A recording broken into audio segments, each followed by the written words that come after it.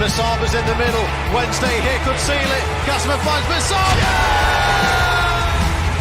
It's now Bannon. Bannon with a great ball in. Here's an opportunity. Palmer scores! Liam Palmer has scored for Sheffield Wednesday.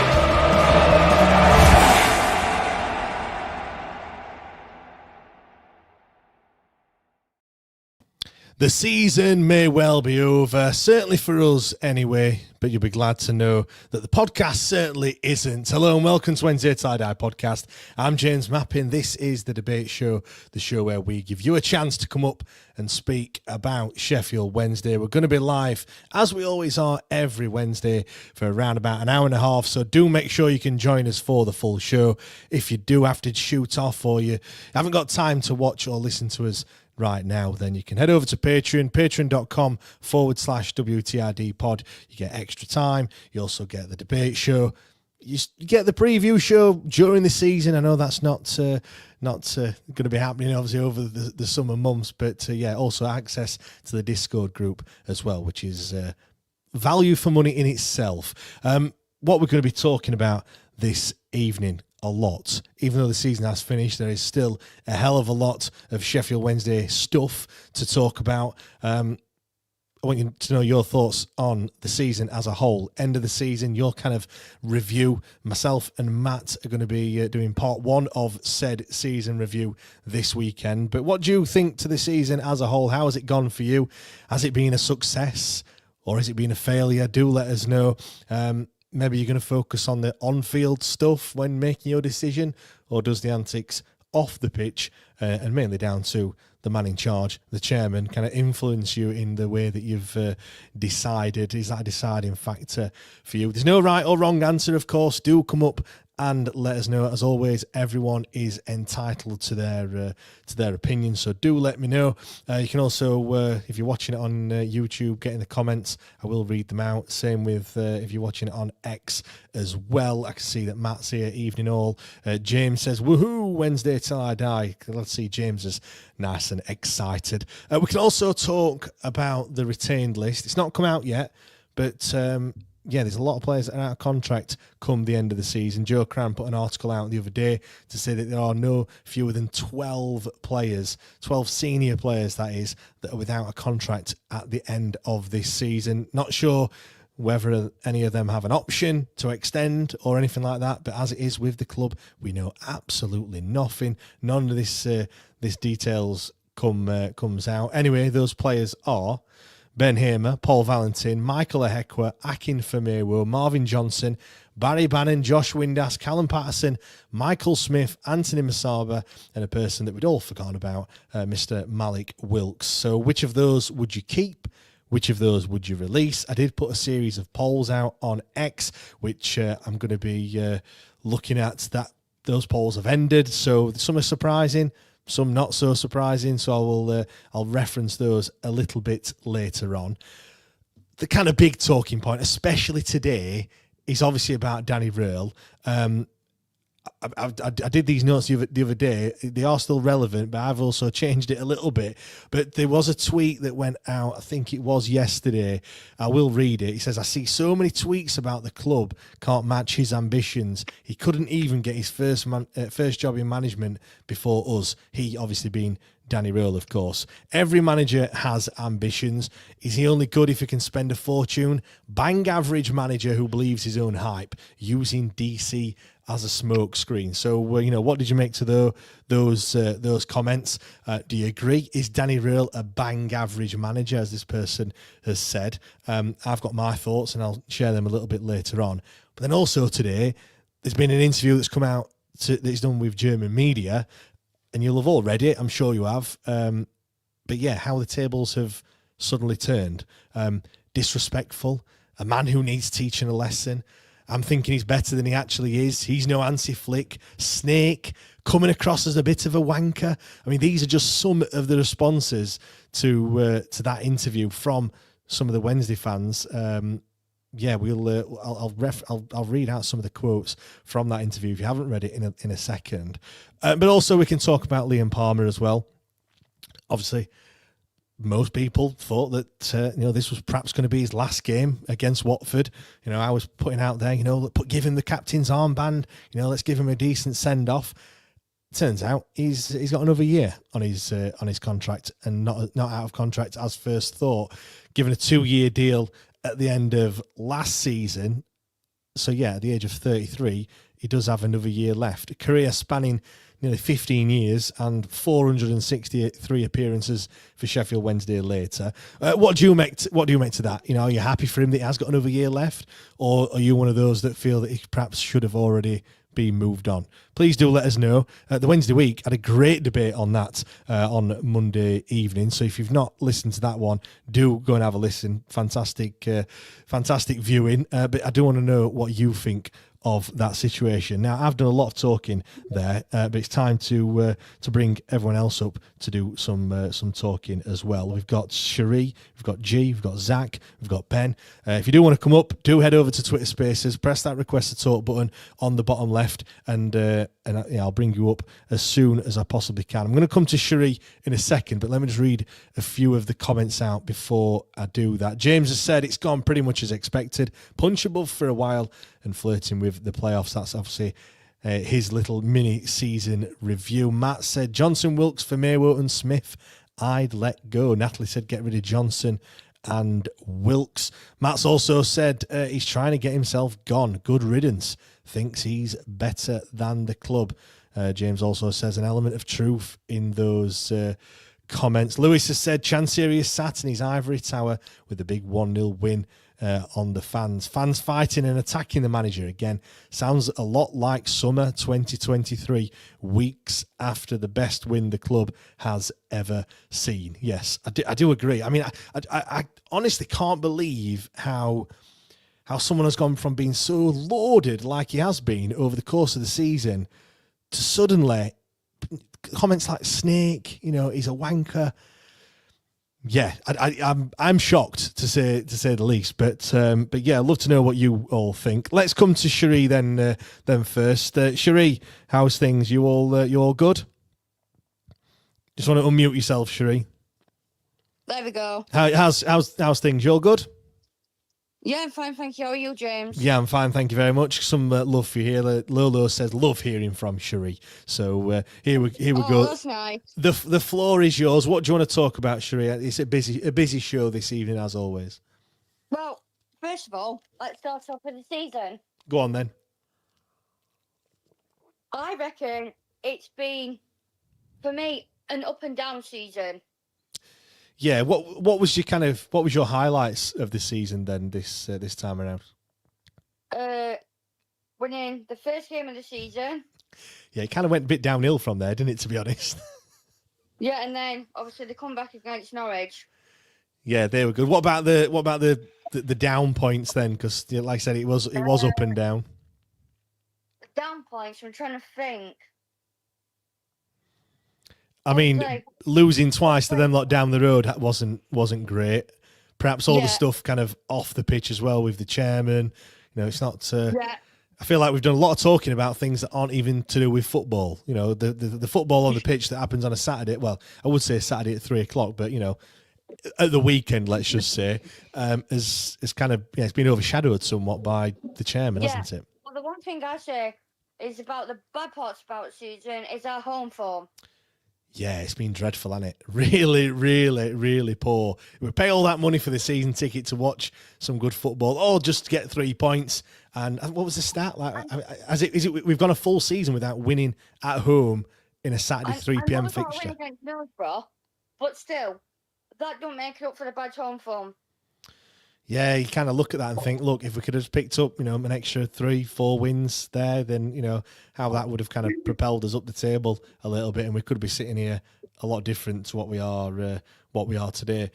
Cherie, what's your take on the whole Danny Röhl situation? Because that's kind of dominating a lot of the socials, especially today. What's your take on it all? I just really hope he doesn't go. Yeah, it doesn't look likely though, does it? It looks like the writing is on the wall. I mean, have you read his comments to the German media today at all? I've not had a chance. What did he actually say? I'll read some of it out for you then. I'll read some of the. I mean, there's it's been translated. So this is the translated version. I think another media outlet has picked up on it and kind of just. It probably sounds a little bit worse than what it actually is. It's a fairly lengthy interview, but I've picked a few things out. I'll just read them out. Now, let me just find them. He says, I've always said that I'm very grateful to Sheffield Wednesday for the opportunity I've been given. I'm someone who always wants to develop the club further, and to do that, you have to weigh up how far that's still possible or whether the maximum has perhaps already been reached under the current conditions. He also got asked about kind of whether he wanted to manage in the Bundesliga or not. He says, I always want to work with the best players and compete with the best coaches. The Bundesliga is, of course, a top choice, but the Premier League is also a dream. I'm currently very excited to see what happens this summer, which kind of says to me that nothing is set in stone, or it's certainly not giving that away. He also then says, if both sides are convinced that you're the right coach, then there's nothing wrong with taking a step to the Champions League. I've only been a head coach for just under 2 years, but I've been involved in football for a total of 16. As an assistant coach in Leipzig, Munich, and at the German Football Association, I've had the privilege of coaching great players, winning the Champions League, coaching at a World Cup, and experiencing a Premier League relegation battle with Southampton. That's a package that gives me a lot of confidence that I'm ready for any challenge. Doesn't sound like he's kind of weighing up another season down at Hillsborough, does it? No, it doesn't. Because like with the first bit, what you said, it kind of sounds like maybe goodbye or something.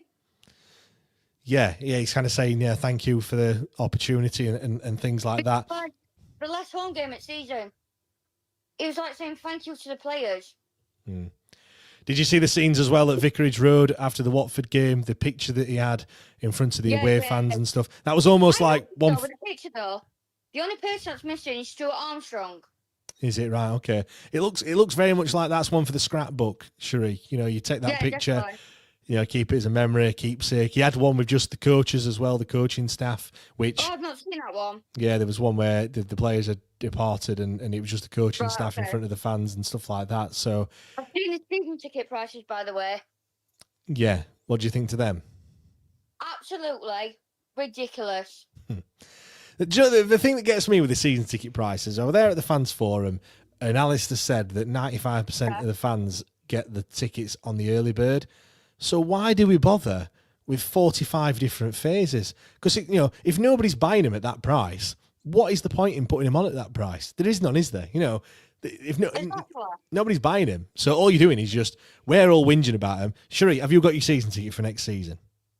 Yeah, luckily I got an early bird. Yeah, so I've bought mine on the first opportunity, but yet we're whinging about what the prices are now, when ultimately it doesn't really matter. Like to both of us, I know that's not the right sometimes not the right mentality, but it's creating a negative atmosphere for no reason whatsoever because nobody buys them at this price. It's just they shoot themselves in the foot constantly. It's just on. I'm just going to read a few comments. Dinner said not Roll's fault. Chef Cam said read that Danny interview. Don't really get the meltdown to be honest. James has said latest interview open to interpretation again. Yeah, I mean, Cherie, is there anything else that you want to talk about at all? Well, also I'm looking forward to the new season.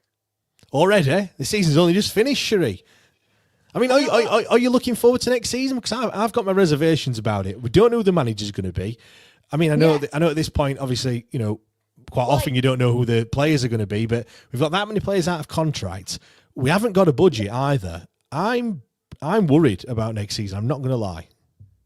Yeah, I don't know if Daniel's going to be there or not, but I just hope he is. Yeah, I don't know now. I think. Yeah, go on. There's just a lot of things that have been said, a lot of things that have happened.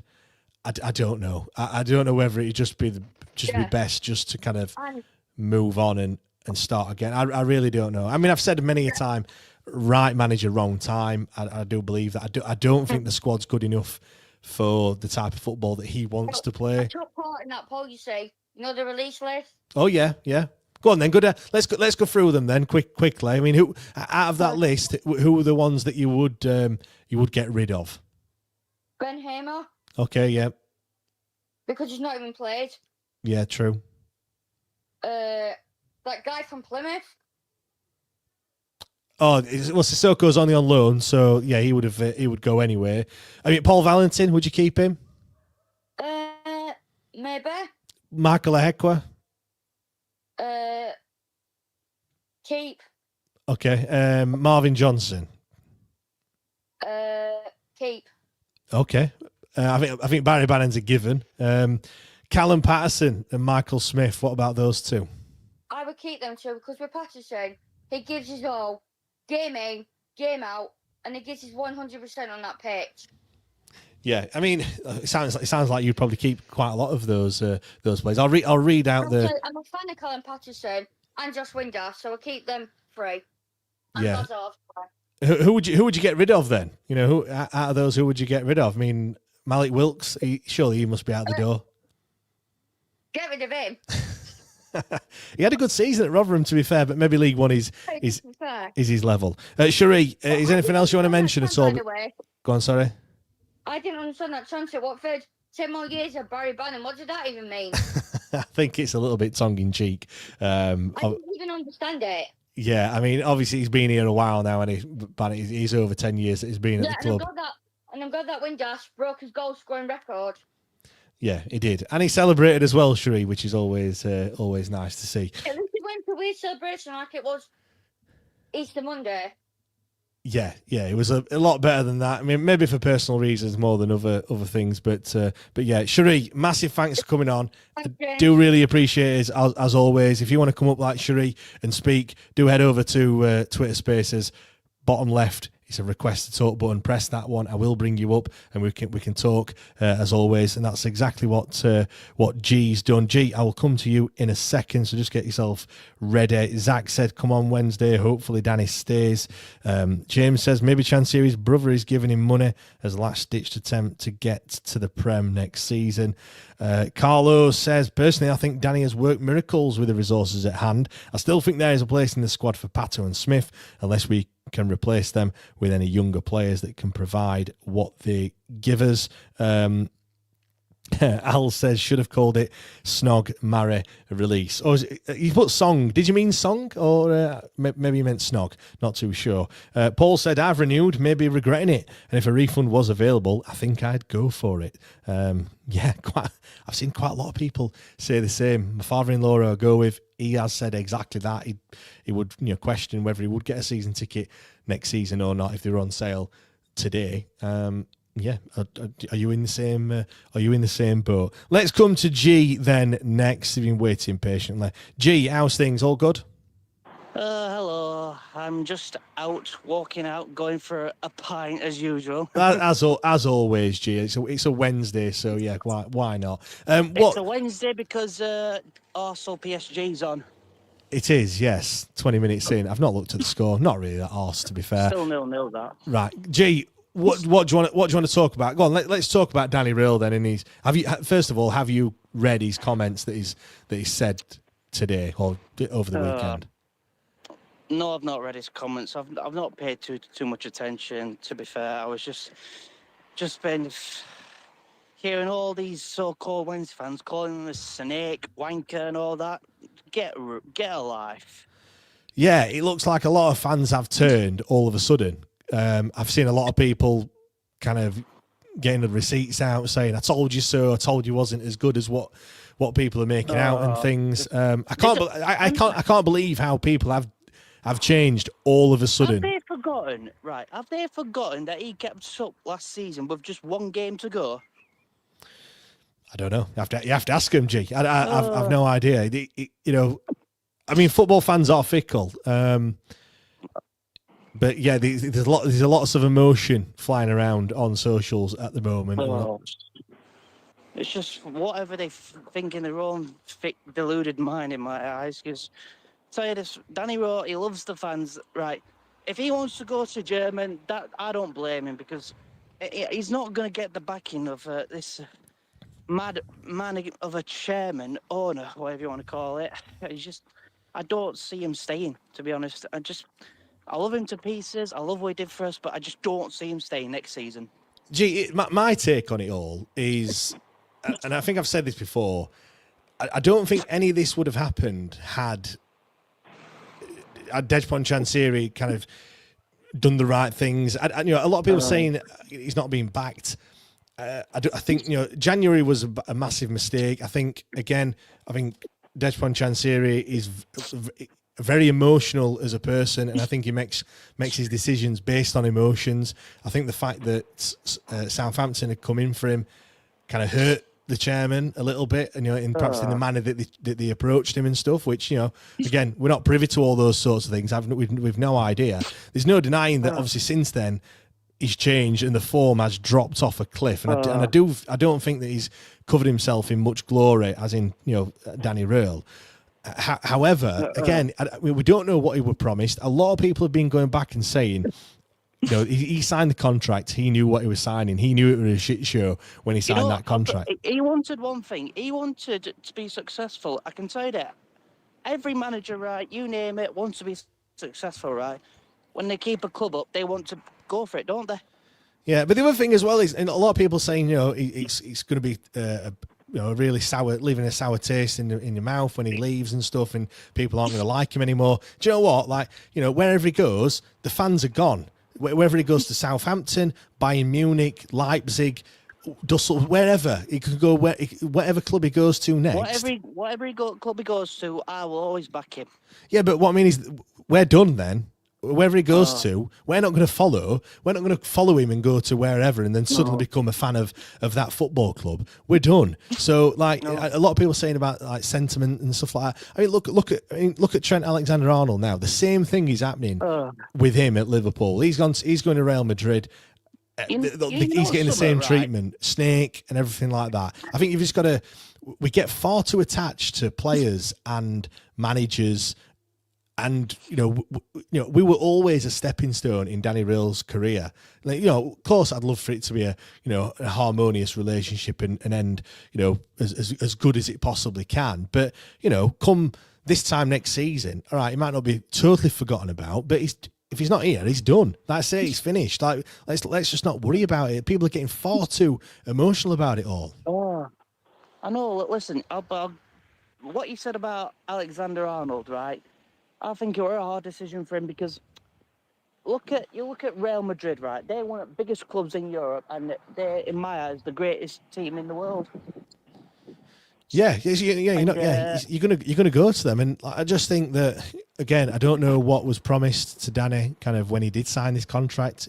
Maybe he was promised a transfer budget and then never materialised. I mean, the fact that he didn't get paid, I know they got paid eventually, got paid late. But that's like a kind of big breach of trust as well. I don't know. There's only two people that are going to know. One is Dejphon Chansiri and the other one is Danny Röhl. I do agree. It's not going to end. It's not going to end very nice, and it certainly isn't. But like what I think it was Lewis earlier was saying, Chansiri's just smoking a big cigar at the moment and laughing because his plan's working. I hope something. I hope he is smoking a cigar because he's probably. If he were listening to this right now, he'd be like, "Ha ha ha! I love watching these Wednesday fans argue about Danny Röhl and me. I love it." He's going to look the hero now when that announcement comes out, when the corner flag comes and it's in his left. Just release it. Let's just say, just release that statement already. Just release it. We're standing right here. Yeah, exactly. I mean, how long do you think it is going to rumble on? G, do you think it is going to be a while? I mean, the Premier League doesn't finish for another couple of weeks, so if it is indeed Southampton that he's going to go to, you'd like to think that would happen after their season's finished, which again, like I said, is 2 or 3 weeks away from now. So, do you think it is going to rumble on that length of period, length of time, or? I watch both the Championship football and Premier League football. I've seen all the players come from the EFL all the way up to the Premier League, and honestly, if Southampton on the brink of tying Derby's record, right? The second teams have the most, lowest points in Premier League history, and if he were gonna go there with a club that would like have no ambition, but would have a plan. If they had a plan, then the plan was to get straight back up to the Premier League. That would be the plan. But if there was no plan, what would he do? Yeah, well, he's not had a plan at Sheffield Wednesday, has he? So, well, he might have got a plan, but we haven't got a plan, have we, as a club? Clearly not. No. Gee, quickly, the list of those players that are out of contract come the summer. What would you do with those? Is there anything you would get rid of?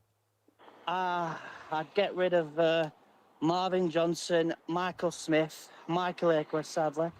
Who else? Musaba, get rid. He's not impressed me since he come. And who else? Sadly, Armstrong.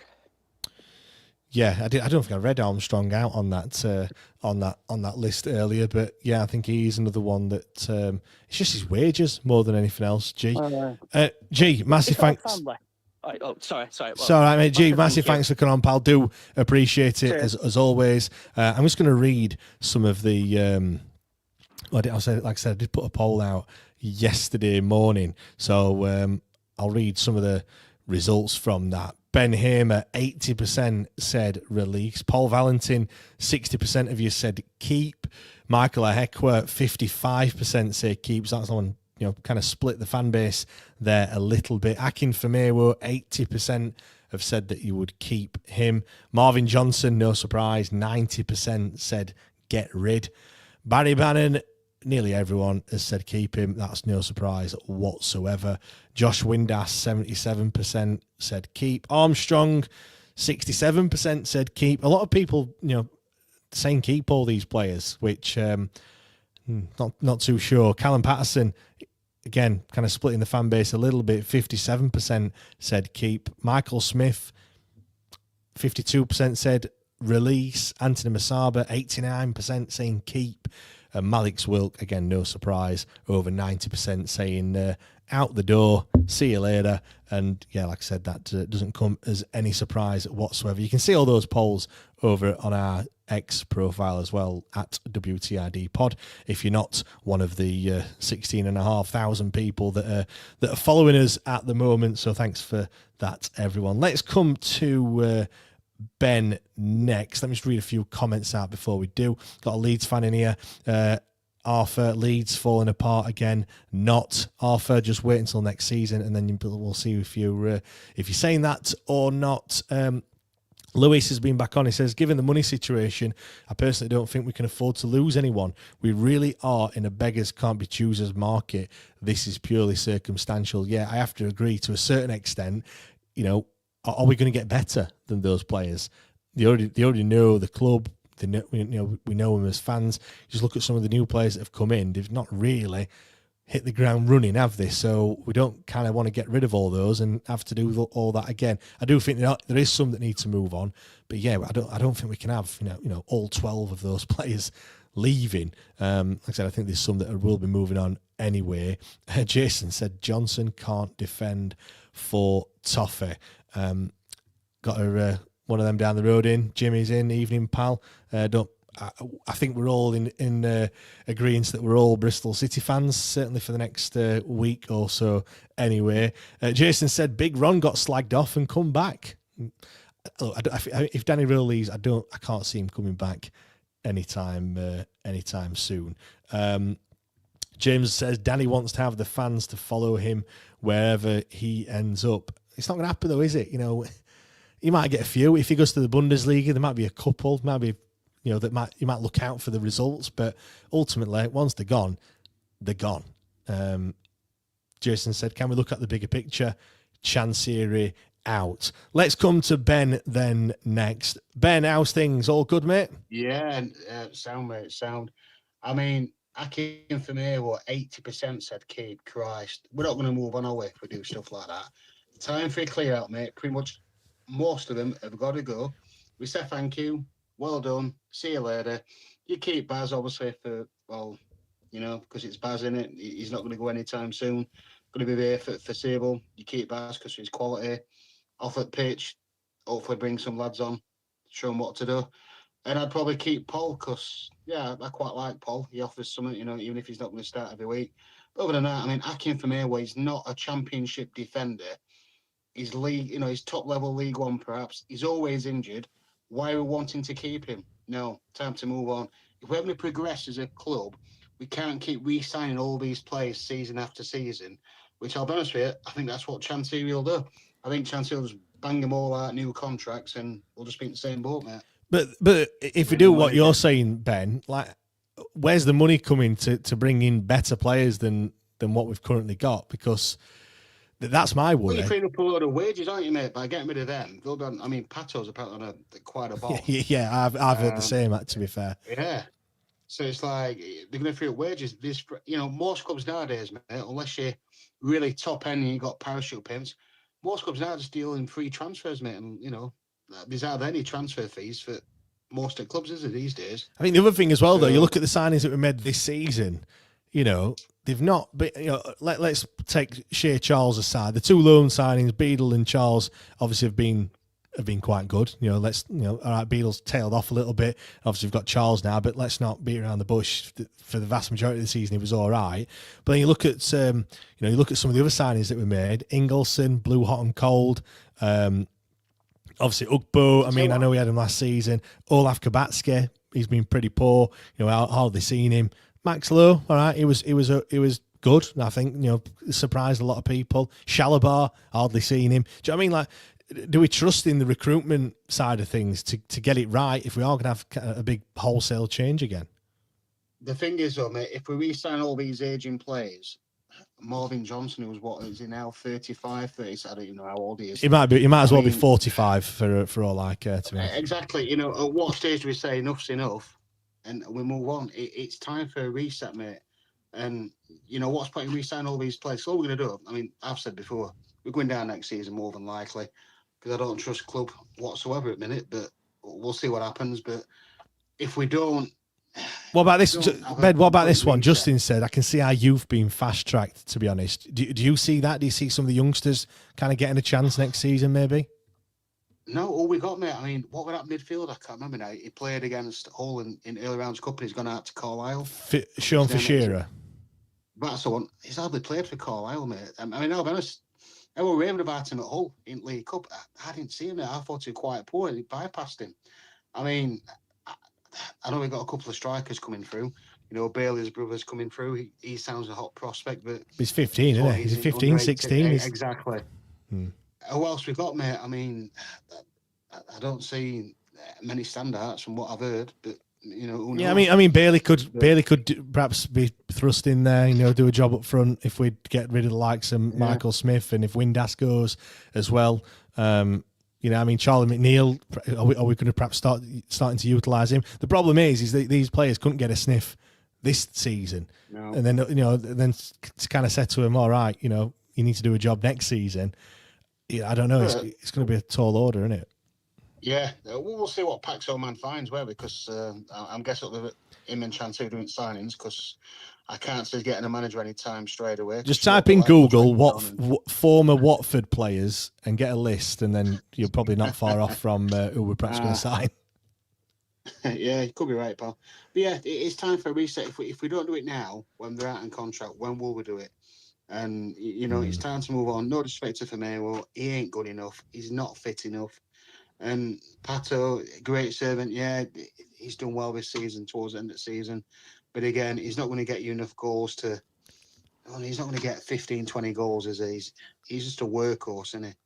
But if you're going to go on to that next level, mate, we need to move on, get upgrades in. But the problem is, Ben, easy, but... I don't think we are. I don't think we're in a situation where we are looking to go to the next level. But I genuinely believe we're staring relegation in the face next season. I know that's probably been massively pessimistic, and I hope I'm totally wrong. I hope I'm as wrong as what I were with Luton last season. Well, this season just gone. But I can't see it. That's just what I'd do. Yeah, I agree. That's basically just what I'd do, because at the end of the day, we're never going to move on if we keep re-signing all these players. And, are we going to, in 5 years' time, still be playing like Zaban in his 40s and Johnson in his 40s? You know what I mean? It's time to move on, pal. Ben, what? Palmer. Go on. Sorry, pal. Yeah, go on. Talk about Palmer. That's fine. Palmer. Yeah, he's obviously a top lad. Wednesday, it's coming to an end. He's not going to be championship standard. So I'd probably say to him, maybe move on to another club for a couple of years, come back maybe in a coaching capacity, whatever, a few years down the line. I'm sure something like, Mansfield will probably take him out there, like with our ex-players and ex-Piggy players and all. So I'm sure Mansfield will probably have a sniff at him and he can stay in the area, can't he? I think with Palmer, I think it did it at Atinuyu, I guess, in the back end, not the season just gone, the one before, that ended obviously with, beating Sunderland and everything, him scoring that goal as well. I think because of that, and obviously the season prior, the Peterborough stuff, he did have a good season that season. We used him quite a lot. We utilised him everywhere. And he, he did really well, finished the season really strong. And I think really his agent and himself has just played an absolute blinder by getting himself another 2-year deal. At the age that he's at, really, we perhaps should have only given him one. Like, once they're over the age of 30, I said this at the weekend, got a few pelters, people saying, oh, that's when you're in your prime. I think like late 20s is probably when you're in your prime, to be honest. But after you get over the age of 30, for me personally, it should be just 1 year deals. With perhaps an option, but on our side, as in the club, in order to extend it, because then you can when you get over the age of 30, you can massively drop off a cliff. We haven't seen it yet with Bannon. I feel like it's coming at some point. I don't know when it's going to be, and I hope it's not next season either, if he does choose to stay. But with Palmer, like, he's just not being used a great deal. Nothing against him. It's just, No, and he's just not blocking it. It's just, it's just from a footballing perspective, which sometimes you have to look at it from a footballing perspective as well. Like, he started 7 games this season, and And we then, but on the flip side, I know you said kind of get rid of everyone, but if we haven't got any money to sign anyone, we might need we might need these sorts of players, next season. This is the problem with this football club. I put a tweet out yesterday. Sunderland have no senior players out of contract at the end of the summer. Now, someone pointed out, but they've got Jan Poveda. They signed him on a whatever deal. But then on the flip side of that, you've got, Chris Rigg, you've got Joe Bellingham, Trey Hume, all those are worth 15, 20 million each or something. For every one mistake you make, they've got 3 excellent players there that are on the books that could be sold for some decent money. So you have to kind of... They get a chance too. He works here, pal. He waits till last minute to end of the season. And he, well... But they all leave on a free, Ben. All our players, it's ridiculous, mate, isn't it? Windass, he's had a great season this season, and you can argue, he's that his goals have kept us up. But could we have got $1 million, $2 million for him, like in the summer just gone, like last season? We could have brought in another player who might have scored 20 goals this season. You've no idea, have you? It'll be here, isn't it? You've got to move them on and bring other players in, and we just don't do that. And they run the contracts down and they fuck off for nothing. And then we're just sat here. Chancellor is wondering why he's having to put all his money in to run the football club. It's not hard. What's happening with Gassama's contract? I've got a feeling he's going to probably go for peanuts because apparently he's not on much per week. Apparently he's on peanuts per week, and he's going to want a new deal, isn't he? So for me, they should there should be nobody now that's out of contract at the end of the next season. Already, they should have already negotiated another deal, and you could hear people saying, but what about if they're not good enough and stuff? But that's when you sell them. That's when you sell them for 100 grand, 200 grand, $500,000, 1 million, whatever it may be. You trade these players and then use that money to reinvest and bring other players in that can, and the other thing as well, you sell Windass for, I don't know, 2 million last season. You're not then bringing in the direct replacement there. You've already got the replacement already in the squad, ready to come through and take his place. He's already coming off the bench. He's already pushing him in training, and then you bring it that money you get from Windass goes to sign the person that's going to take his. Do you know what I mean? Like you do it in advance because you're not. You spend. Their decisions football people make, mate. So if you had a chief executive that's got history in football, that's been there and done it, chief exec can run it for him. We'd probably do stuff like that, mate. But again, it's Chancellor, and he runs everything. It's his way, and Yeah. Sorry, mate. That's what it is, isn't it? So, but yeah, I agree with you, mate. I think we're going down next season as it stands. But as I said, I would get rid of most of them, mate, apart from Paul. Obviously, Baz will get another year. Yeah, we'll see what happens, mate. But yeah, but Ben, I've knows? got got Steve waiting, but I want to ask you, Ben, before you go, about the whole Danny Röhl stuff. Obviously, what's your take on it all? Because fans have turned, or certainly a percentage of fans have turned on him already. I don't swear very often, mate, but they're fucking idiots. I'm sorry, but they are, aren't they? I mean, why are we turning on Danny? It's not him, is it? It's a toxic owner. You know what I mean? We knew straight away when Danny come, you're ambitious. He made it clear earlier on in the season, at the start of transfer window, we'll see if club match my ambitions. We didn't sign him a single centre half, mate. We had 2 transfer windows. We didn't get him a single centre half. That tells you everything. Danny knows we know what he wanted, mate. He just wants to see a bit of ambition, bit of backing, and we didn't get him. And you know what? Fair play to him. We can't slag him, mate, can we? Look what he did last year. Kept it up. What do you say to people that are saying, well, he signed? People saying he signed the contract. He knew what he was letting himself in for. What do you say to people that have said that? Contracts mean nothing in football, mate. It's like, you see players, top players will sign a 5-year deal, and on Sky Sports News it'll be so and so commits to 5 more years. It's like, I mean, it's just to get a bigger transfer fee. It means no, mate. Contracts in football are worth nothing apart from a bit of compensation, mate. It's well, I mean, loyalty. He's not a Wednesday fan, is it? He's a German guy. I mean, to me, loyalty to Wednesday. Yeah, it's not easy. I mean, that's the thing as well. I think as a fan, you hope that players and managers are going to talk about your football club for years and years to come. But really, it means nothing. Like when they're not here, they're gone, and it's finished. And a lot of people talk about loyalty, and I think we're a little bit different in that we've got the likes of Palmer, we've got the likes of Bannon, who obviously have played a bazillion games between them, and then you've got likes of Pato and Smith and Hekwa who've been here for like 3-4 seasons, so they're kind of in with the fabric of the football club. Windass being another one. There's not many other clubs that are like that, really. The turnover of players is quite vast, and we kind of the players stick around at Sheffield Wednesday for quite some time. I know you could attribute that to being down in League One and then obviously getting promoted and stuff, but like. There's no loyalty really in football, is there, Ben? Like, really, as much as we want it to be, there isn't. I would love him to say, I love Sheffield Wednesday, I want to stay here forever. But realistically, we knew from day one when he started talking, when he first come, he's ambitious. He wants a top job. Look at his CV. He's not come to state championship forever, has he? He's come to have a crack, learn his trade, see how he does, and crack on with his career. And you know what? He kept us up last season, mate, against the odds. We were dead and buried. And what a run we had. And, fair play to him. Anyone slagging him off, get a grip. It's not down to him, it's down to chairman, mate. If we had a decent chairman that, just give him a bit of support, we're not saying spend millions and millions, then, just little things like invest in training ground, invest in academy, sign a couple of centre halves that we need. He'd probably been happy with that, mate, but instead, it's just Darren Moore all over, innit? It's just...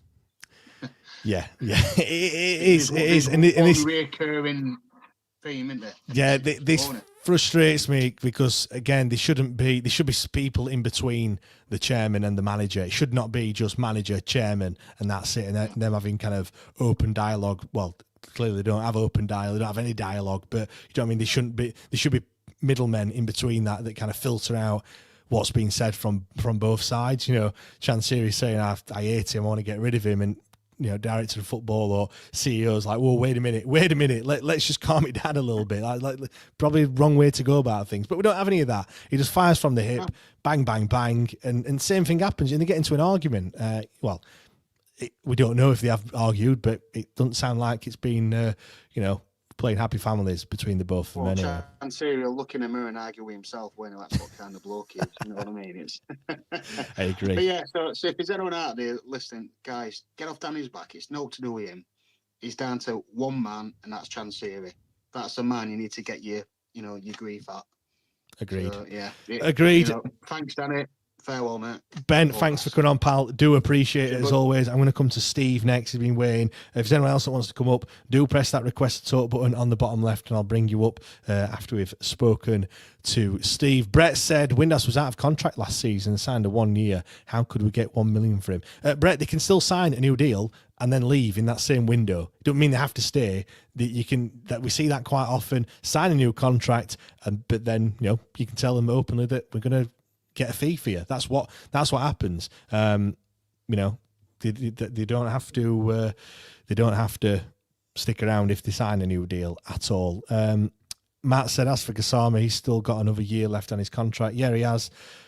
Obviously, he's up until the summer of 2026. But still, again, just talking about kind of transfer fees there. If you let people run down the contract, the fee that you're going to demand for them isn't going to be as much. Tie them down to a longer deal, you can expect to get more money from them. And the thing is, we talked about this at the weekend with Dom. I do feel, again, it comes back to kind of the emotions. Chansiri's been burnt by a few. He always goes back to the Jordan Rhodes signing, always. If ever he can get that in when he's talking to fans as a whole, he always gets that one in every single time. It hurt him. It's a lot of money, but it's gone. It's in the past. But because he's so emotional about things, he don't want to give players long contracts. He doesn't want the same situation happening as when he first came in and we had players on big money that we couldn't shift on. And then he just goes the opposite way. And then we giving Deshaun Bernard a 1 year deal. And then not signing, leaving it right until, the summer, like a couple of weeks before the season starts, before he gets a new deal. Ludicrous. I don't know. I really don't know how he operates. We're not a normal football club whatsoever. Gary said, buy low, let go for free. It's the Wednesday way. Couldn't run a piss up in a brewery. James has said, catch-22 scenario, those with any business acumen or sense know we should take advantage of any assets and sell on. But then you'd have fans crying and effing and blinding, asking why we are selling our best. Yeah, you're going to get that, James. But you have to. That's what you have to do. I was talking to, Hull fans as well, obviously in the run-up to when we played them, and asked them the same question, do you like being a selling club? And no, they hate it. They don't like selling off all their best assets. But they're not in the financial situation that we're in. All right, they nearly got relegated, so you could argue that maybe we're in a better situation. But financially, they're not paying their players. We are. It's not a great situation to be. Let's bring Steve up. Then he's been waiting patiently. Steve, how's things? All good? I'm good, thanks. How are you? Yeah, I'm fine. Thank you very much, Steve. What do you want to talk about, mate? I want to talk about State of Hillsborough. We go every other week and it's crumbling. You can't get no. I sit in cop with me and my two kids, and when little girl goes, I want to go to the toilet. I dreaded going to the toilet. It's filthy. I won't send my dog. So why is he not putting money into keep at stadium? It's disgusting. Food's crap. It's not a good pint. It's not a great experience, is it, Steve? It's when you watch it on pitch, it's not. You see people walking out on 85th minute, and you hear it saying grumbles, and it's disheartening. I've not renewed my season ticket this year. Okay. What's that based on? Is that based on the facilities? Is that based on what's going off the pitch? What have you based that decision on? It's numerous factors. It's the chairman mostly. It's what I've seen on pitch since Christmas. They've not won at home. Oh, Derby, New Year's Day, when Josh Windass scored that worldie. But it's just, I didn't look. When we got to the end of the season, I was dreading going. Kids wanted to go, so yeah, I'd go. Then protests started coming, and then I got G'd up a little bit. It were, yeah, let's go. Let's show Chansiri what we're about. We want him out. And that last home game at season were amazing. All balloons flying about, singing, get him out. It were brilliant. And what broke me out is my little girl wanted to go to the club shop to get a teddy, and I couldn't say no to her, so I had to spend money. And that's what drags us back with Wednesday nights. it's a passion. It's our football club, and he's just ruining it. For me, he's playing champ manager, and he's got bored, so he just leaves it. He just lets it run itself, and he'll come out when he don't pay players because he's got no money. But for me, Steve, it's clear that he's got no money because a lot of people talk about FFP and and all this stuff, and we don't want to break those rules. But those things that you're talking about there, like the infrastructure of the stadium, just making it, bringing it up to standard and stuff. You can spend as much money as your heart's content on those sorts of things. The training ground as well. It's my understanding that you can spend, again, as much money as you want on the training ground. That doesn't come under financial fair play, but yet we don't. It's things like wages and transfer fees and stuff that are obviously mainly attributed to that. But you can do all these things, but he chooses not to because, well, I think there's only one explanation, that he just hasn't got any money. He hasn't got any money to spend on these things. And we just kind of use that expression, he's just keeping the lights on. Well, he couldn't even do that, could he, a couple of months ago? So, I don't know what... I don't know what's going to happen at all. I do fear for... We're just keeping his head above the water, aren't we, all the time? And that's not really... When you're paying good money as well for a season ticket, it is good money compared to other clubs. And and the other thing as well, you mentioned there about your daughter and she wanting to come to the games and stuff. That's the future of the football club. Now, I guess your kids will be Sheffield Wednesday fans. I'm sure they will be because you're a Sheffield Wednesday fan. But there's a lot of people out there. My lad, he's 4 years old. He'll be a Sheffield Wednesday fan, but he goes to school or nursery, and there's some other kids in his school that like football, but their parents might not be that arsed. But then they might be like, right, what club are we going to support? What team are we going to support? And they might probably tip up at Rotherham, but they're not going to come to Sheffield Wednesday because it's far too expensive, and it's just going to bankrupt you when like the first time that you end up going because of the prices and stuff. It doesn't look. We don't look at the future of the football club. Now, you could argue that it might be long gone by the time your daughter becomes a full paying adult. I hope so. Well, yeah, but you might be thinking, I don't really care about that, but that's the wrong attitude to have. What was it at Wickham? 25 quid for a season ticket at Wickham, and you get a shirt as well. The shirt, I saw that. Now, I'm not saying that we should follow that same model, but I mean, what harm is giving every kid a shirt? Do you know what I mean? Like when they get a season ticket, there's no harm in doing that, is there? There's no harm whatsoever. But I think he loves playing games. And that's not the game of football because we know he don't understand that. He just loves it. You're right. He's got no money, and he wants to be the top dog all the time. And for me, we had that bid other week, and he turned it down, claiming Adam Shaw owes him money and stuff like that. You don't put that out into public. Takeovers are private things. In business, people don't talk about finances until it's done. I know I'm changing goalposts here, talking about what we're talking about, but no, you can talk about anything you want, Steve. That's what this is about. His head's up in clouds, and he's been playing it for 10 years now. And like I said, when he bought us, he was playing champ manager, and now he's got bored, and he's just left it on autosave, and it's just running itself. But Steve, when you come to that bid as well, by all accounts, it was just over 40 million that was offered, and he wanted 120. Now, if the last accounts are anything to believe, we were losing £9 million over the course of the financial year. Obviously, we don't know what it is this time around. We'll have to wait and see what the accounts say next. But 40 million. If you wait a year, then that's got to be 49 million to be the same. And then another year, we're 58. Like, do you know what I mean? He can save himself £9 million by just getting rid of the football club. He's not having to put that money in every single year. So by waiting and waiting and waiting, he's just making it worse for himself. I genuinely, I ask myself the question every single time: why? Why is he still the chairman of the football club? And I can't answer it. I literally cannot answer that question. Me neither. I wish I could.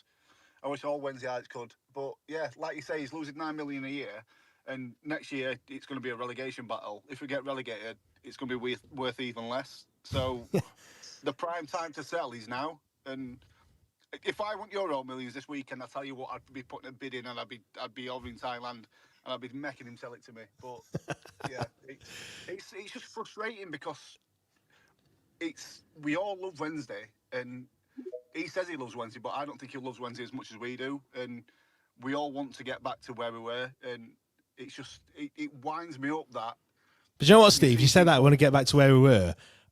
I don't think many people do. I just think we want to be just treated as actual fans of a football club, and we just want to be just a bit of value for money, and also just have our Wednesday back. Like I don't think. Yeah, great. Let's get to Premier League. Like, you know, it will be fantastic if we do. We haven't been there for ages. I can't remember us in Premier League. I mean, you know, there's a lot of people listening that can. It'd be great to do that. But actually, at this moment in time, I just want us to be normal. I don't want us to be on the price of football every single week talking about other things. I don't want people like yourself coming on and saying to me, I've not renewed my season ticket because that idiot that's in charge. Like, I want to be talking about like how amazing that goal were that we scored last weekend. Like, do you know what I mean? Like, I just want to be normal football club, and we're not. That's all I want. Just let's just be normal. Let's walk before we can run. Yeah, he's certainly not a normal football club. Us as fans know it's different from Chancery. We know it's not normal, but it's from the outside looking in. People are seeing it as not normal because we don't sell on players. We're discussing, are we going to renew these players' contracts or that player's contracts? We shouldn't be doing that out in open. That should be a private thing.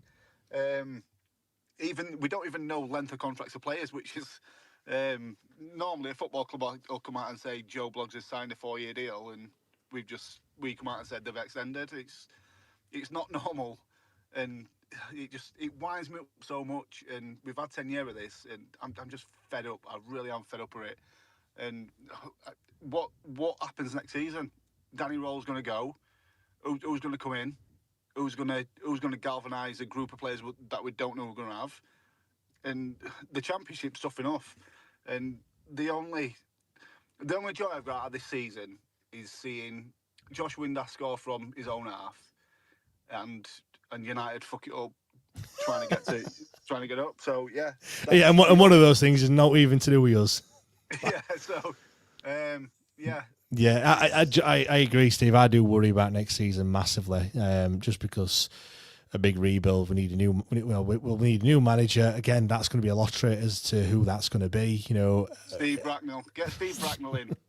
Bombing on. Together as one, you know, and all that. Steve, massive thanks. Just before I go, I've just looked at your bio as well. Lives in the south. You said you've had a season ticket as well. How far is your commute then to Hillsborough? Just south of Nottingham, so it's not that far. Right, okay. Not bad at all, yeah. To be fair, anywhere past Sheffield is Chesterfield South, innit? Do you know what I mean? So Yeah. I'll give that one, Steve. Get a nosebleed when I come to Hillsborough. Definitely. Steve, thanks for coming on, pal. Do really Cheers, appreciate mate. it. Thank you. As always, if you want to do exactly what Steve's done, press that request to talk button on the bottom left. Peter, I'll get onto you in a second. I'm just going to come to Joe, if I can. Joe, all from the States. I met Joe when we went to the Football Content Awards. Joe's a Dallas fan, where there's a bit of a connection there because Azazi Uragide has tipped up at Dallas. Joe, are you there, pal? Joe, are you there? I know it's a long distance to over to the States, but there must be some sort of lag or something. Joe, I can't hear you if you are trying to talk. Let's come back to Joe. If you want to leave and come back, and let's speak to Peter, and then I'll come back to you, Joe, in a second. Peter, I'll just read out some comments first before we carry on. This is Chancery FC. Everything worse and crumbling. That was Justin that said that. Kevin, after 26 years as a season ticket holder, I shall not be getting one next season. Boycott Chancery.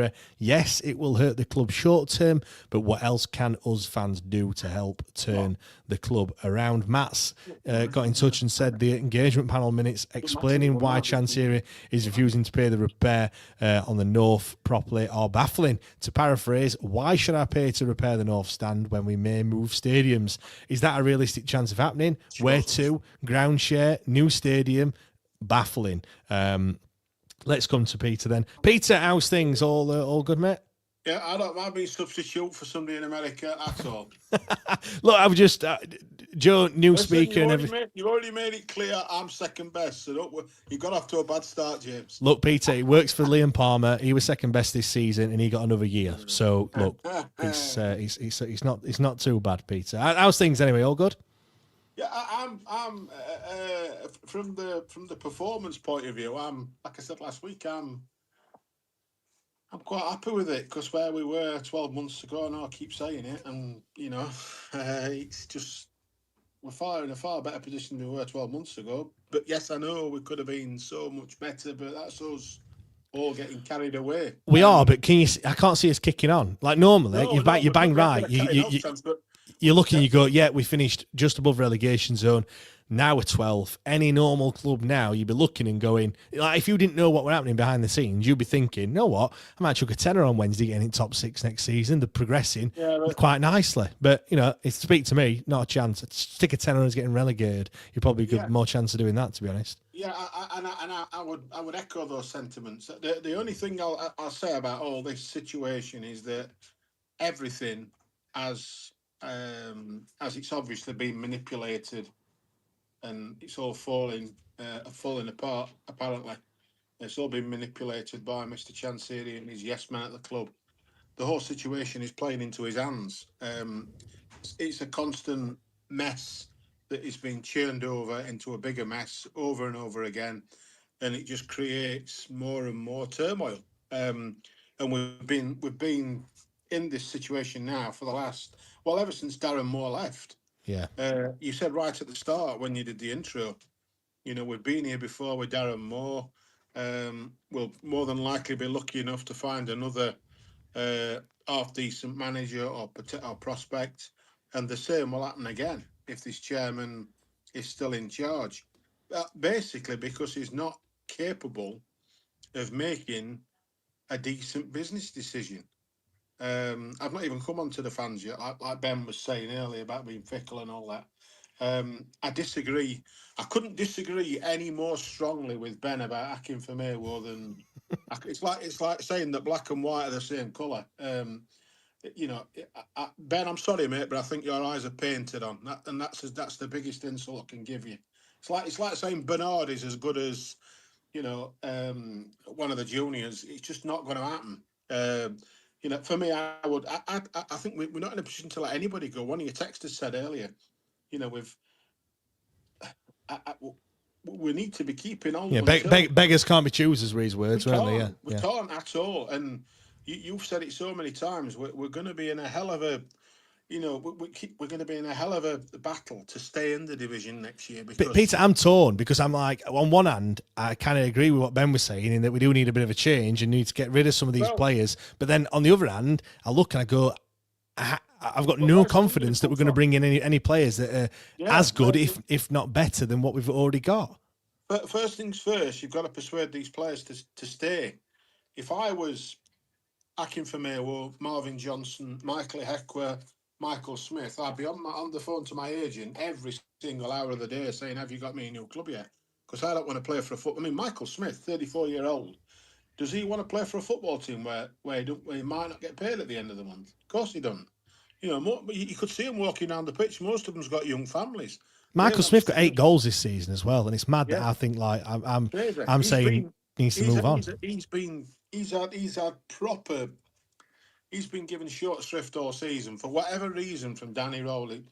Danny Roll stuck by Ugbo for far, far too long. The guy scored 1 league goal in over a year. That's appalling. And I'm for whatever reason, his confidence or whatever it is, a record of 1 goal, 1 league goal, and a goal against Grimsby in the whatever cup it was. Carabao, yeah. Carabao Cup or where Grimsby went. To be in all honesty, me and you could have scored. It's it's an appalling situation. But Danny I think Danny was in a position there where he wanted it to work, and I think he genuinely cocked up, and he stuck by him far too long, and for whatever reason, it was so much out of confidence that he couldn't score. That the penalty, I forgot who it was against it at the Leppings Lane, when he stuck it into the West Stand, said it all. That was Ugbo's season in one shot. But this whole situation is just playing into Chansiri's hands, and the messier it gets, the better it gets for Chansiri. Even though I've renewed, I wish I hadn't. If I could get a refund, I'd go and get a refund. But I've got a 14-year-old son upstairs on his Xbox. If I told him I weren't going to go to Hillsborough, never speak to me again, he'd kill me. That's the thing, innit? And I'm the same. And, I hear a lot of people saying that I'm not going to give Chansiri any more money. Just don't buy. We can all do us part. Don't buy refreshments. Don't buy his overpriced sweets. Don't buy his shitty pies. Don't buy his match programs. Fans like I've read all the rubbish that fans are saying about him being a Judas and being a snake, and we never liked him. And there's always going to be two sides to every story. And you know what? The truth is normally in the middle as well. Yes, it is. Yeah. Wednesday fans, like most, were no worse than any others. You've got Liverpool fans at the minute. Yeah. Arguing about Trent Alexander-Arnold. You've got Man City fans, Arsenal fans. You've even got United fans wanting Chris Wilder out on the eve of their playoff, their biggest game of the season. That's just absolute. Fans are like that, but whilst it's frustrating as fans, the only thing we can do is stick together. And I would urge as many fans as possible to just wherever he's in charge, not to spend money. If you're going to go to the match, don't spend money in the ground. Hit him where it hurts in the pocket. Do not spend any money inside the ground. Well, that's the thing, though, Peter, isn't it? Because he's already got my money and he's already spent it already. I already bought my season. It's got mine and my son's, and it's not a nice feeling. But what I was going to say before is the club's losing money, so when people are saying it's lying in his pocket, as far as I'm concerned, as far as I'm aware, he's not creaming off the top because there is no cream. Do you know what I mean? All the money's just going to. No, but I suppose what you are doing is funding his mistakes, which I do get, and it's a difficult one because I enjoy going to the football. I enjoy everything about it. I look forward to it, believe it or not. Every week when summer's going to kill me. No football to watch. You're constantly waiting for that next game, and you can't wait for it. And even if it's shit, you're thinking. Even under Cisco, I'm thinking we're going to win a game at some point. Is the next one going to be the one that's going to kick us on or whatever? And it's going to take a lot for me to give that up, really. And maybe I'm part of the problem. I don't know. I don't think you are, James, because if you are, then I certainly am, because I go home and away, and there's thousands of others go home and away as well. So I think that theory is an absolute load of codswallop. It's rubbish, because we aren't, we're the supporters at the end of the day. If we were to suddenly turn on the team and not support them and turn us backs, for a full 90 minutes by not turning up, then we would become a problem for the team, because there'd be no support at all. So I don't agree with that sort of theory. The one thing that's become apparent for me today is that there's no coming back from this. That Danny Rowe will not be manager of Sheffield Wednesday next season. Do you think he's trying to get himself sacked, Peter? Yes, I think he is.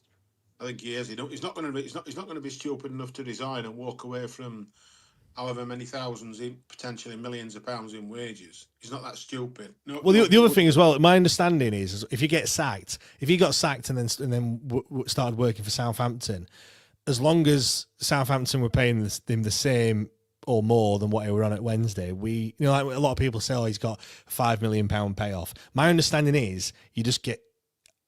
I mean, I might be wrong, but you only get paid whilst you're out of work. If you then take another job straight after, then you don't get paid by Sheffield Wednesday anymore. It's not like you give them money, you've got to take it back. My understanding is you just keep getting paid your wage for the duration of the contract. Again, I could be totally wrong, but that might be why Russell Martin's not in a job, since leaving Southampton. He'll still be.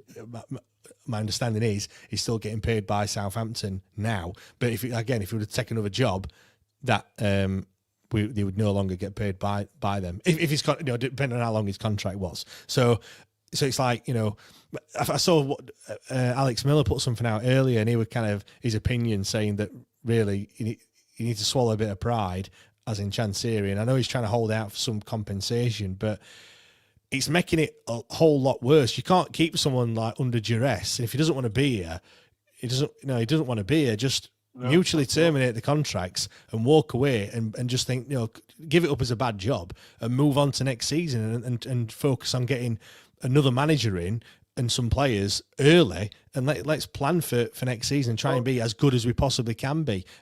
Just dragging it out for as long as we can is doing nobody any favours. The club, himself, manager, it's not doing anyone any favours whatsoever.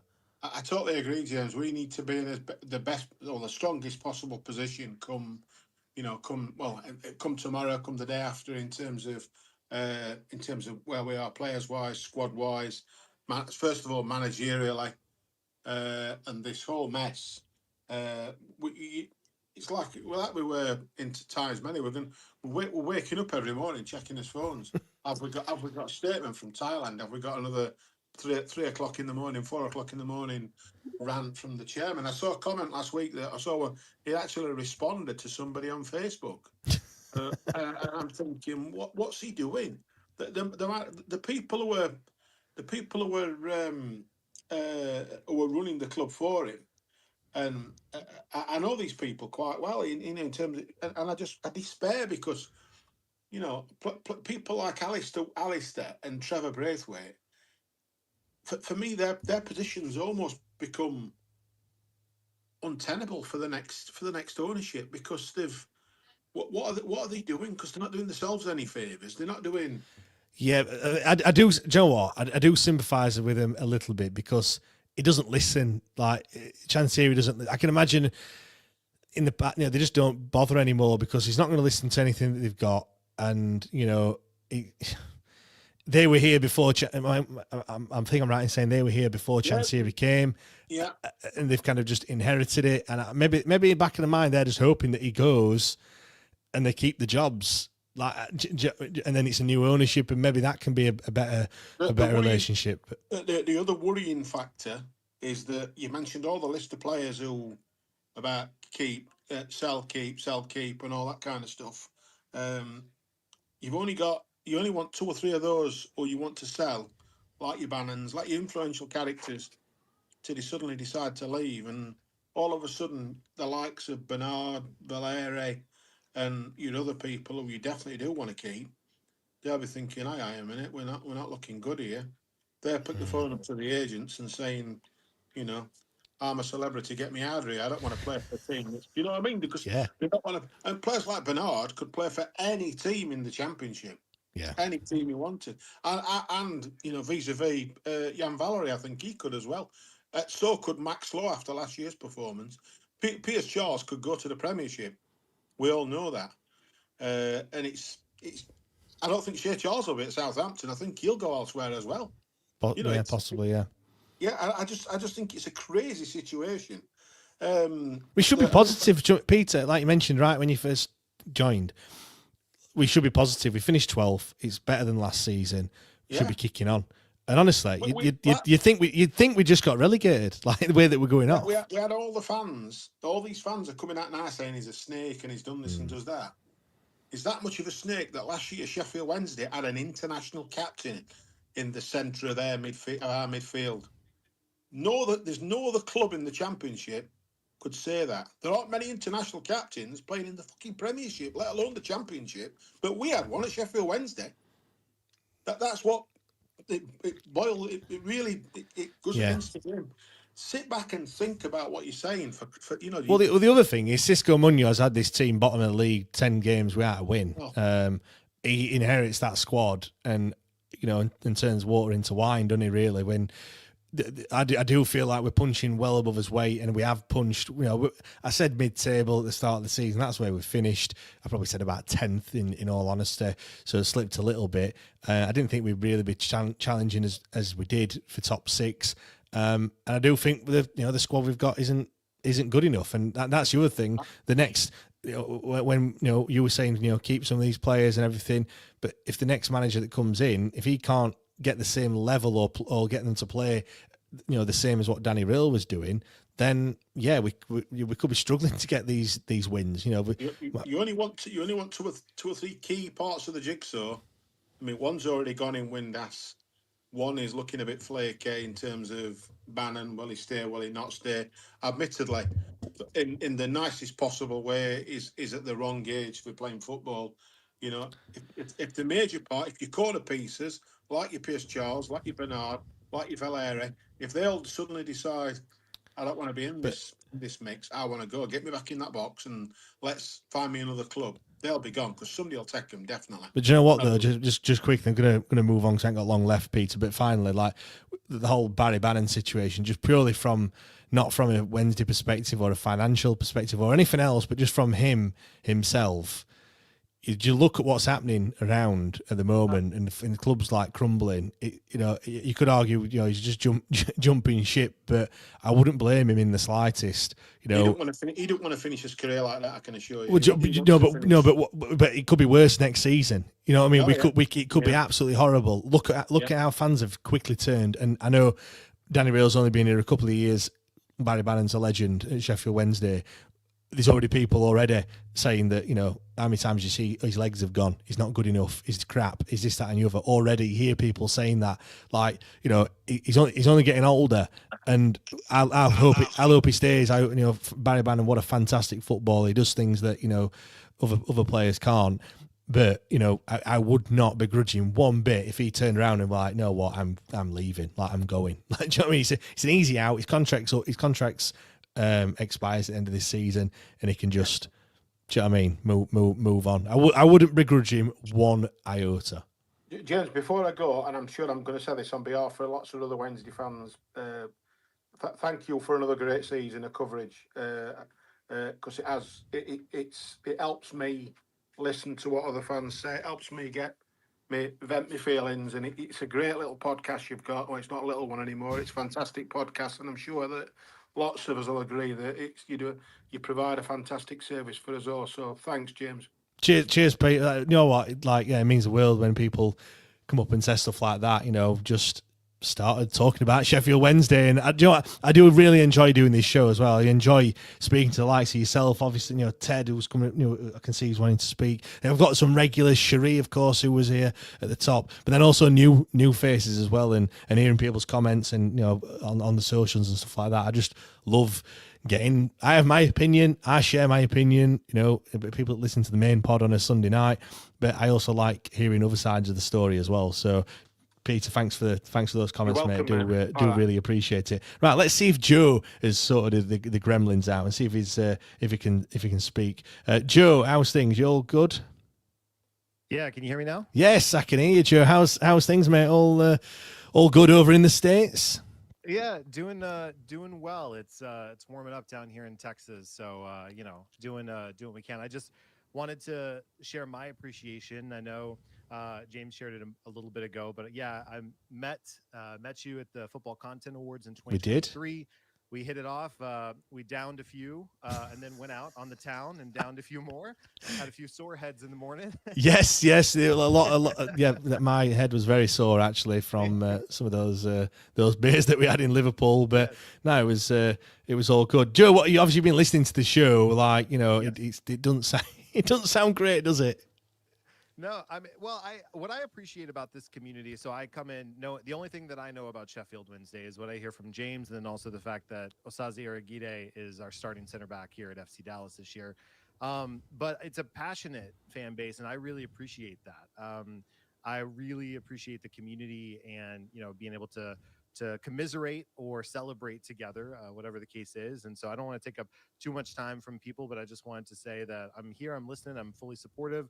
And I'm rapidly trying to get up to speed with everything I need to know about Wednesday, so I can also come and commiserate on the regular with everyone. I know, Peter, I don't want you to think that you were overlooked for me. I think maybe James was excited to see me try and speak, and then I was having phone issues, so I just pulled out my regular mic. But I appreciate hearing Peter's thoughts as well as everyone else. Well, obviously, we're talking about, before you go, Joe, we're talking a lot about kind of ownership issues. That's what we've got at the moment. What's it like over in the MLS, and obviously specifically with Dallas, who's your club?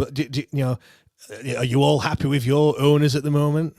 Well, it's a back and forth. So right now we're actually in the midst of stadium renovation. So they've torn down half of the stadium, which sucks because it's the side you see on TV. So if you watch any FC Dallas home games, it looks like there's nobody there except guys in hard hats and construction crews, because the crowd is all on the side where the hard camera is. Which is tough. We've got 4 wins, 3 draws, 4 losses. I think that's right now. So it's out of a 500 season, but we're hoping to turn it around.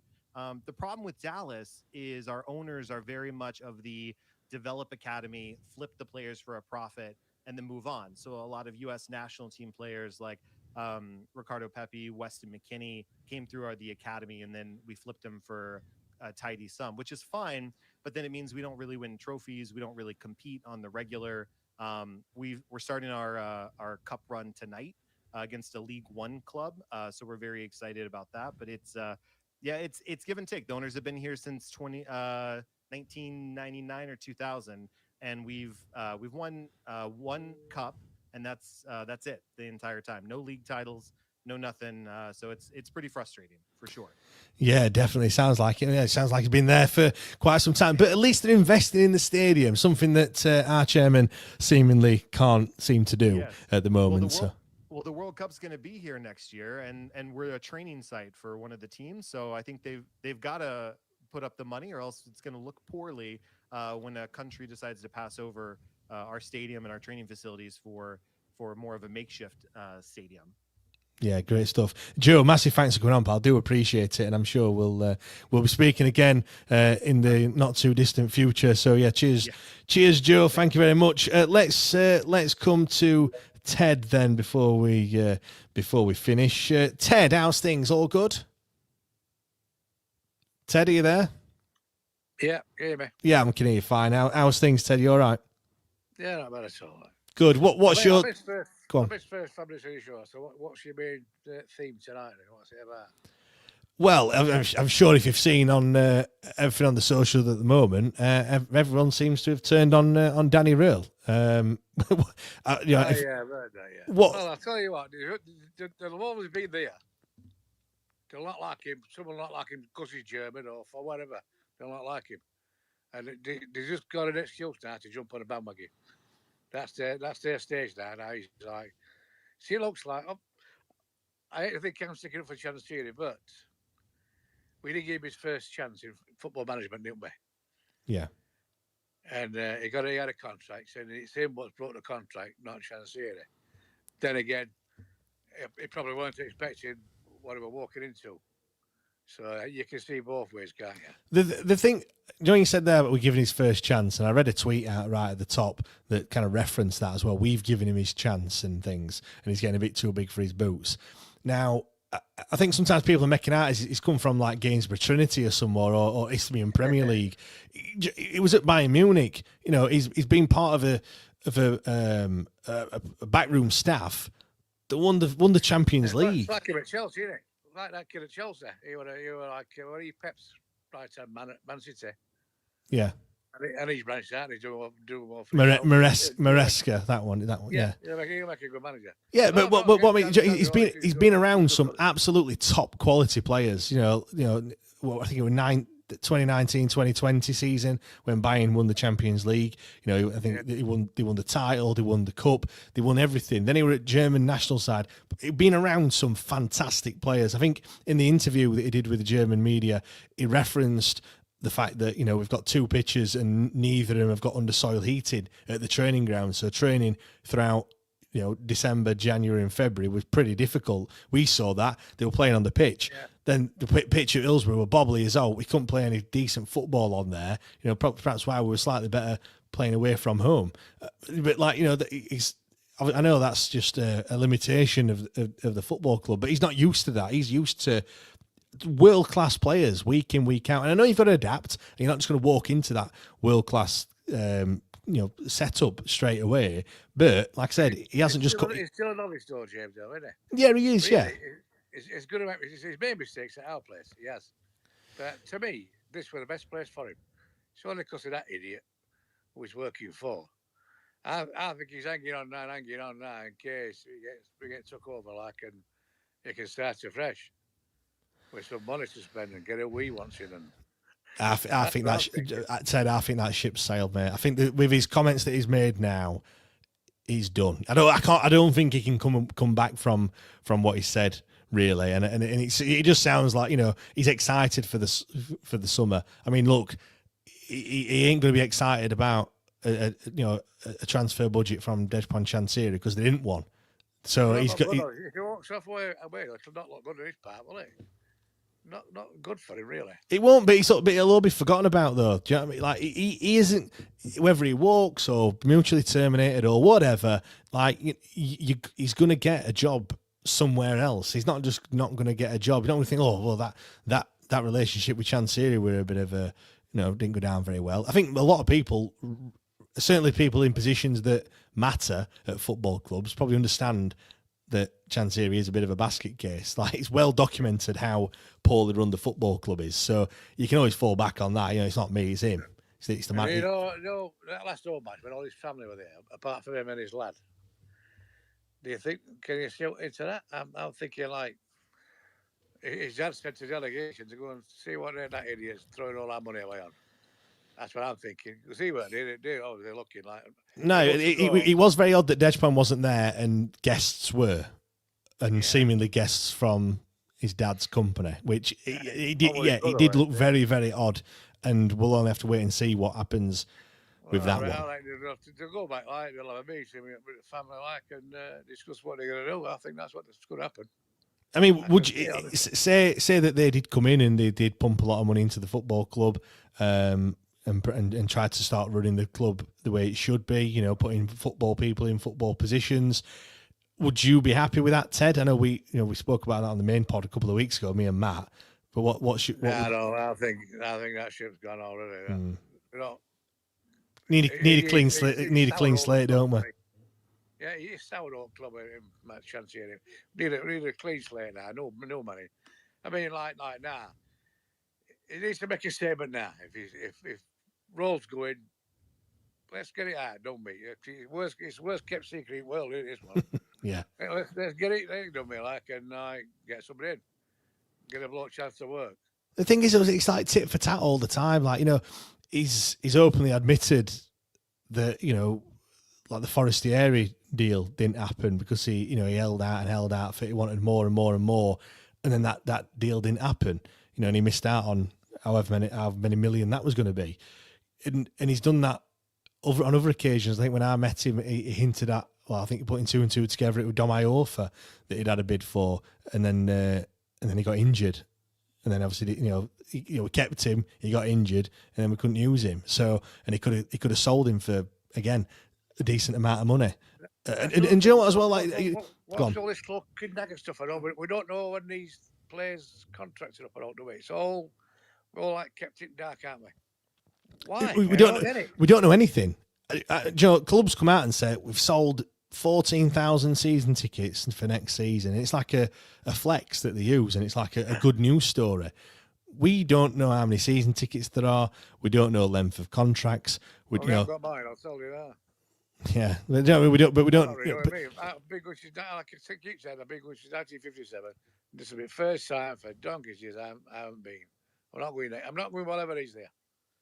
I've heard one or two sets there. I know it only sounds like an handful, but they'll tell somebody else, and they'll tell somebody else.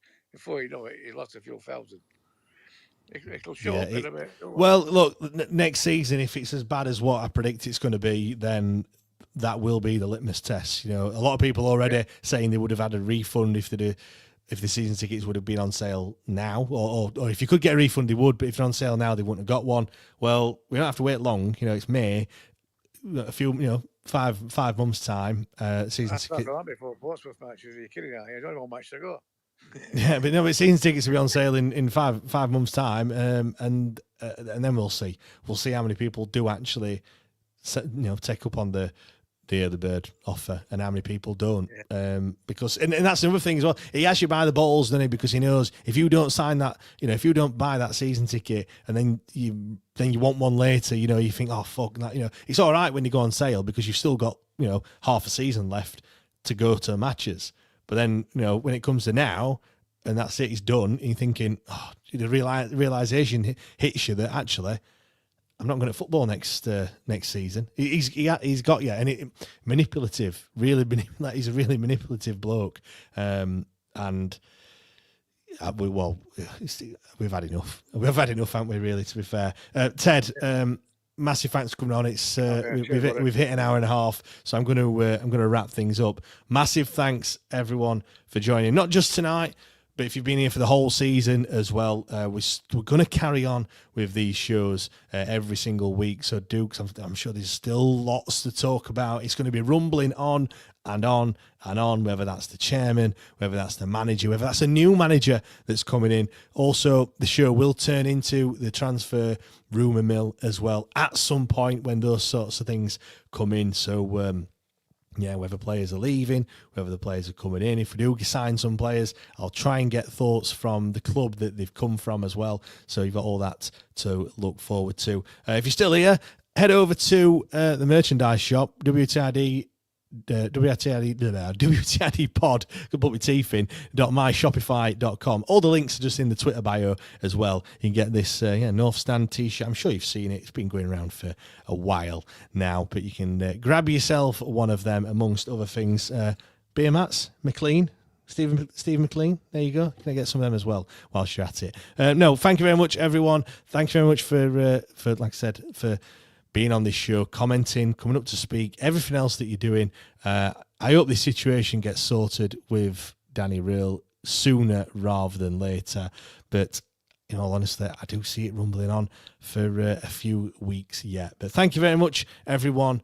And we'll see you all on Sunday night, 8 o'clock. Me and Matt are going to be doing the first part of the season review as well. So do make sure you join us for that one, because that was the good bit, weren't it? Let's be honest. Part 2 might be a bit dour, but part 1, some good results in there. Thank you very much, everyone, and we'll see you all next time. Cheers.